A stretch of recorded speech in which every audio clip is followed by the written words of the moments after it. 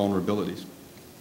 And those are, I think, the types of vulnerabilities that most people in the room would like to not think about, because it's very hard to do anything about it. We have very poor hardware assurance or information assurance schemes based on the technology that's available.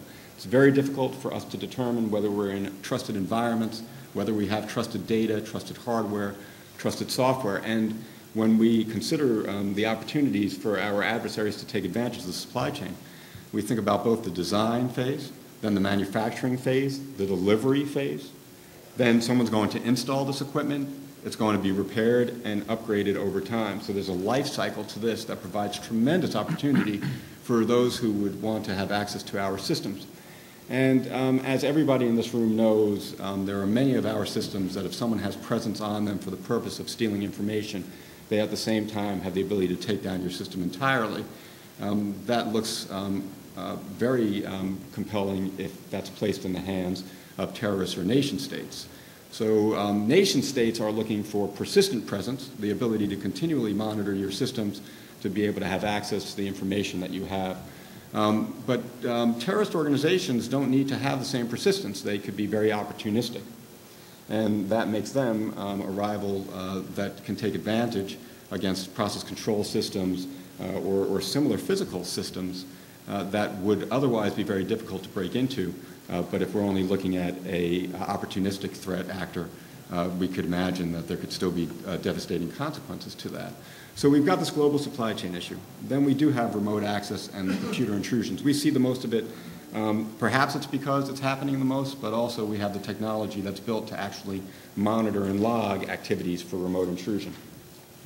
And I think there's even a government publication that talks about how we have to prioritize our review of log records because it's just too much. So we're in this position now where we're logging more events that either are actually known to be criminal or nation-state espionage violations than we can actually follow up on as an overall community.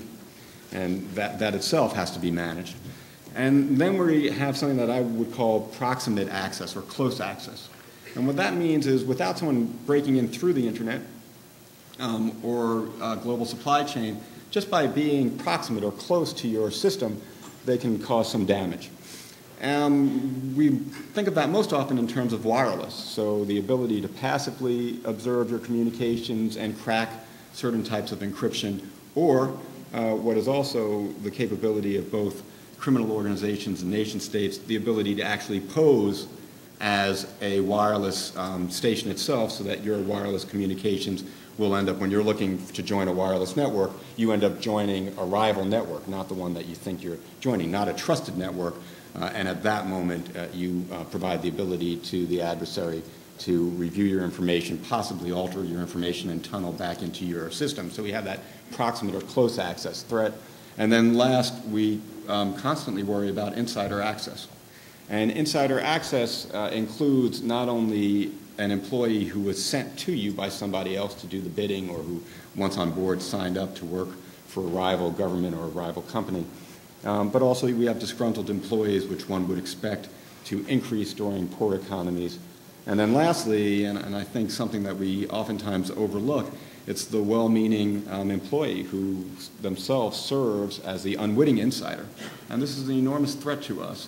And we've seen systems, including classified networks, in which we have what we believe to be closed systems, and all of a sudden we see malware on them. And that malware is being brought from the outside because we have an issue where people use removable media, whether it's thumb drives or iPods, and they're using them in the internet environment on the unclassified side, and then bring them in and plug them in for a variety of reasons in what would otherwise be considered a closed network.